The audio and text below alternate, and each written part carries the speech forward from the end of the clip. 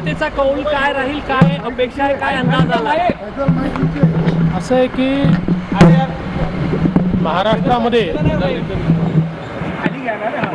महाराष्ट्रामध्ये मतदान वाढलेलं आहे, टक्केवारी वाढलेली आहे।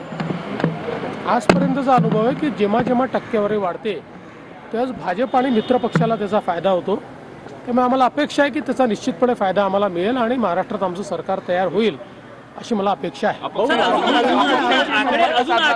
आकडे आले नाही तरी असं दिसतं की महिलांची टक्केवारी जास्त वाढण्याची शक्यता आहे असं प्राथमिक दृष्ट्या दिसतंय। कारण आम्ही पण आता बूथचे जे सर्टिफिकेट्स गोळा केलेले आहेत तर मी जवळपास 25-30 मतदारसंघांमध्ये फोनवर बोललो तर त्यांचे प्राथमिक फीडबॅक आहे की महिलांची टक्केवारी वाढली आहे।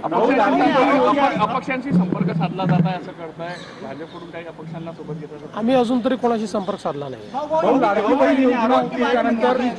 अदानी को बचा रहे हैं राहुल गांधी ने आरोप किया। राहुल गांधी रोज बोलते हैं, उसमें कौन सी बड़ी बात? हिंदी में बताइए एग्जिट पोल जो आया। देखिए एग्जिट पोल पर प्रवक्ता बोलते हैं, नेता बोलते नहीं है। लाडकी बहीण योजना जी आहे त्याच्यामुळे हे टक्केवारी वाढत आहे असं वाटतंय का? आपला राजकीय अनुभवातून नाही, शक्यता आहे की लाडकी बहीण योजनेमुळे महिलांची टक्केवारी वाढली असण्याची शक्यता नाकारता येईल। मुख्यमंत्रीपदावर पण चर्चा सुरू झाली, कुठली चर्चा नाही। आता परवा रिझल्ट आल्यानंतर आम्ही तिन्ही पक्ष एकत्रित बसू आणि चांगला निर्णय करू।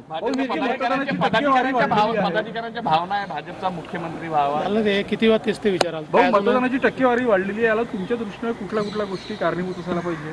मला असं वाटतं की साधारण मतदानाची टक्केवारी ज्या प्रकारे वाढलेली आहे हा एक थोडासा प्रो इन्कम्बन्सी फॅक्टर मला दिसतो की लोकांना सरकारच्या बद्दल थोडी आपुलकी वाटणं हा त्याचा अर्थ असतो।